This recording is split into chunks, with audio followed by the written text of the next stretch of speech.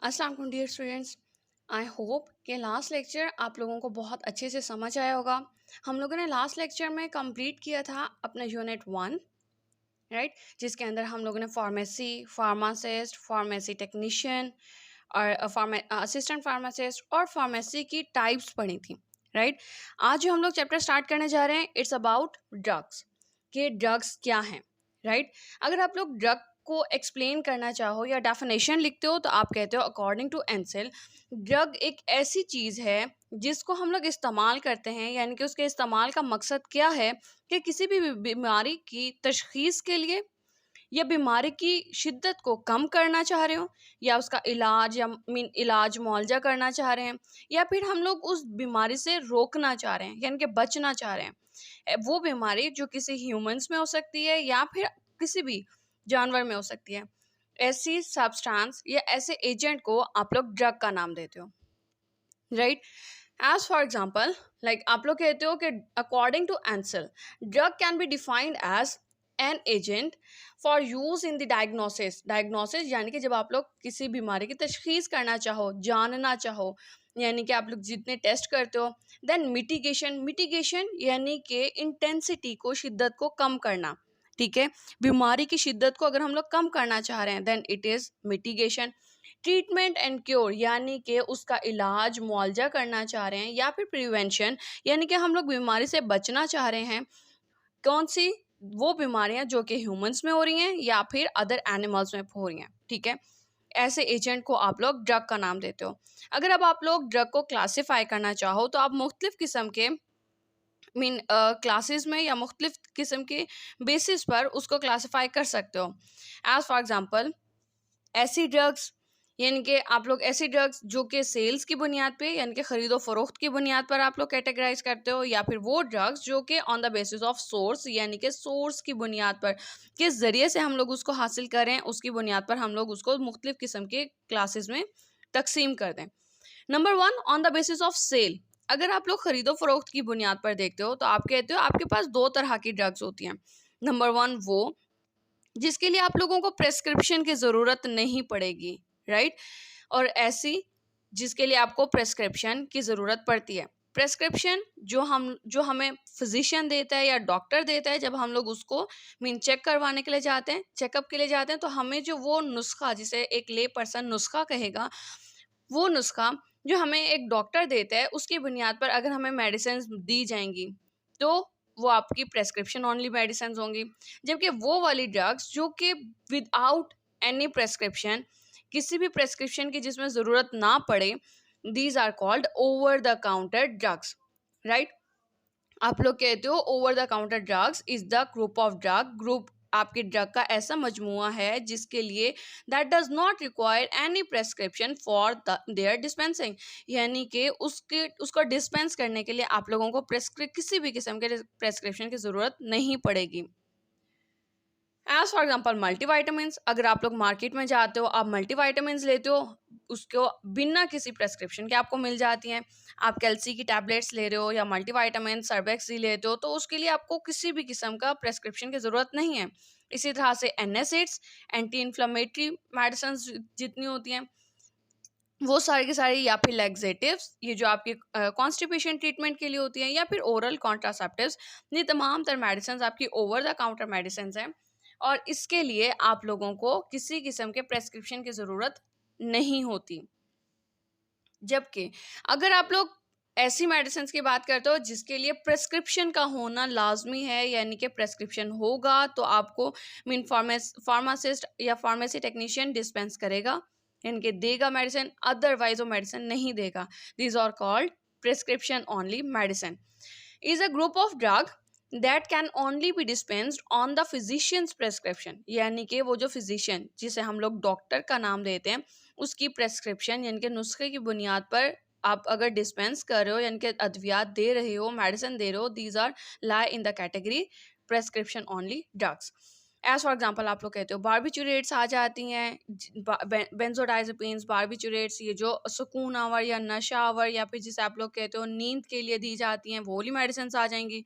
या फिर एंटीबायोटिक्स की बात करते हो आप लोग, या एंटी हाइपरटेंसिव्स की बात करते हो जो आप लोग हाई ब्लड प्रेशर के ट्रीटमेंट में इस्तेमाल कर रहे हो, या फिर हाइपोग्लाइसेमिक एजेंट्स यानी कि हाइपो कम करना, ग्लाइसेमिक शुगर का, ऐसी ऐसी मेडिसिन जो कि शुगर लेवल को कम कर दें, ऐसे एजेंट्स को आप लोग हाइपोग्लाइसेमिक एजेंट्स कहते हो। ये मेडिसिन भी आपको प्रेस्क्रिप्शन दिखाने पर ही मिलती हैं।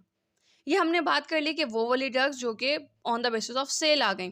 अब हम बात करेंगे वो वाली मेडिसिन जो कि on the basis of source आपको दी जाती हैं, यानी कि किस ज़रिए से आप लोग लेते हो, उनके ज़राओं पर अगर आप लोग उनको मुख्तलिफ किस्म की क्लासेस में कैटेगराइज कर दो, देन हम लोग क्या कहते हैं, आपके पास एक आ जाते हैं जो कुदरती ज़राए से आप हासिल करते हो, एक वो आ जाती है जो सिंथेटिक यानी कि मसनूई होती है, यानी कि आप खुद लेबॉर्ट्री में बनाते हो, और एक वो क्लास आती है जो कि आप लोग इन दोनों के दोनों मेडिसिन को मिलाकर, इन दोनों के दोनों सोर्सेज को मिलाकर आप लोग बनाते हो, लाइक सेमी सिंथेटिक मेडिसिन जो आती हैं। सेमी यानी कि नीम, सिंथेटिक मसनूई, ठीक है। एक वो आ गई जो आपकी नेचुरल थी, कुदरती, एक सिंथेटिक आ गई, और थर्ड वन सेमी सिंथेटिक, यानी कि इन दोनों के दोनों जरियों को मिलाकर आप लोग बनाते हो, these are called semi synthetic. अब अगर आप लोग बात करते हो नेचुरल की, तो नेचुरल में बहुत सारे जरिए आ जाते हैं। आप जानवरों से भी हासिल कर सकते हो, लाइक इंसुलिन, प्लांट से भी हासिल करते हो, और प्लांट्स में तो आपके पास बहुत बड़ी रेंज है।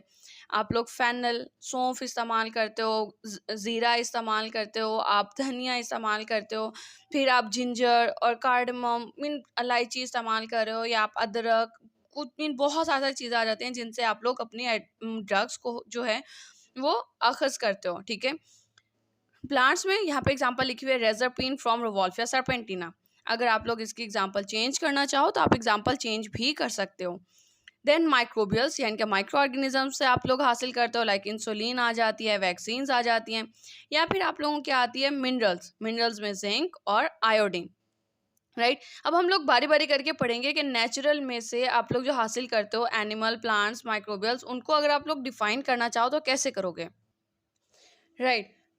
नेचुरल सोर्सेज की बात करते हो, यानी कि ऐसी medicine that are obtained naturally, ठीक है, जो कि आप लोग कुदरती ज़राए से हासिल करते हो, यानी कि उनका जो माखुज है वो कुदरती है। एज फॉर एग्जाम्पल नंबर 1 आप लोग बात कर रहे हो प्लांट सोर्सेज की। अगर आप लोग प्लांट से हासिल कर रहे हो, पौधों से हासिल कर रहे हो, यहाँ पे 3 एग्जाम्पल्स लिखी हुई हैं। अगर आप लोग इसमें से 2 भी लिखते हो तो भी बहुत अच्छा है, एक नहीं लिखो, ठीक है। एटलीस्ट 2 लाजमी आप लिखोगे। एज फॉर एग्जाम्पल रेजरपिन ले रहे हो, ऑप्टीन हासिल की जा रही है from Rauwolfia serpentina. Number 2 digoxin that is obtained from the digitalis lanata. Digoxin आगे बार बार आएगा, ये मशहूर है क्लास ग्लाइकोसाइड से, ठीक है। डाइजॉक्सिन जो है वो कार्डियक ग्लाइकोसाइड के नाम से मीन बहुत ज़्यादा कॉमन है और फेमस भी है। आप लोग इसको बार बार आगे जाके पढ़ोगे। नेक्स्ट थिंग सिनामेल्डिहाइड को आप लोग सिनामोमम लोरेराइज से लेते हो, ठीक है। सिनामेल्डिहाइड यानी कि आप लोग सिनामन से, दारचीनी जो आप लोग घरों में भी इस्तेमाल करते हो, दारचीनी जायके के लिए भी इस्तेमाल की जाती है। इसके साथ साथ इसका स्टमक एक, या फिर आप लोग कहते हो स्टिमुलेंट के तौर पे या कार्मिनेटिव के तौर पे भी इस्तेमाल किया जाता है, हाजमे के लिए इस्तेमाल किया जाता है। अगर मैं कहूँ तो सिनामेल्डिहाइड आप लोग हासिल करते हो फ्रॉम सिनामोमम लोरेराई, ठीक है।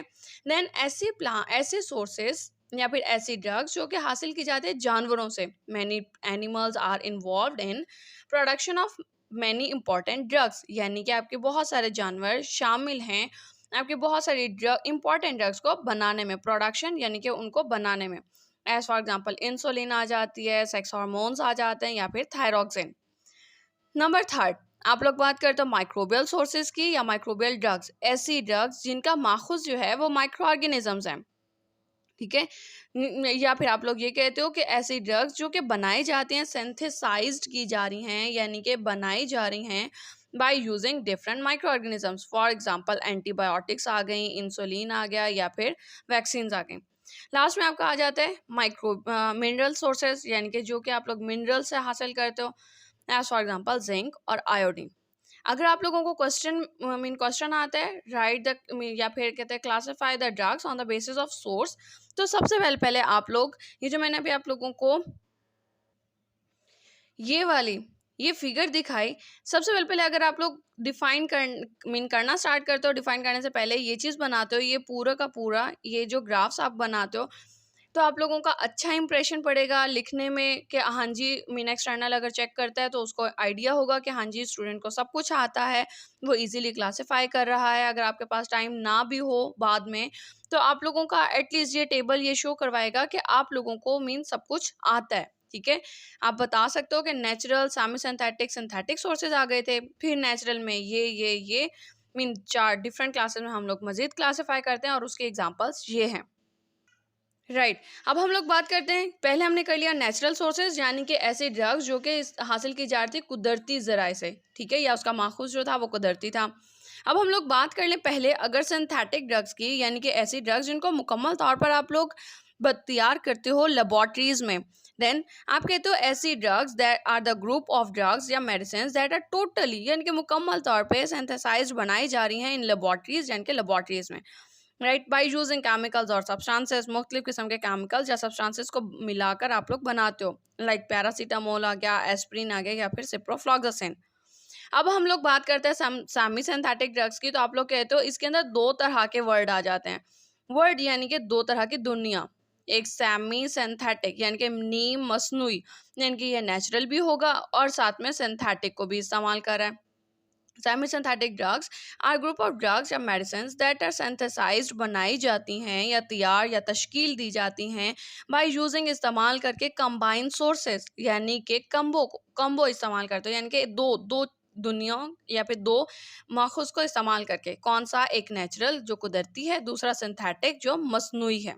ठीक है, एज फॉर एग्जाम्पल अमोक्सिसिलिन, सल्फेक्साइम या फिर सेफ्ट्रायोक्सोन, राइट।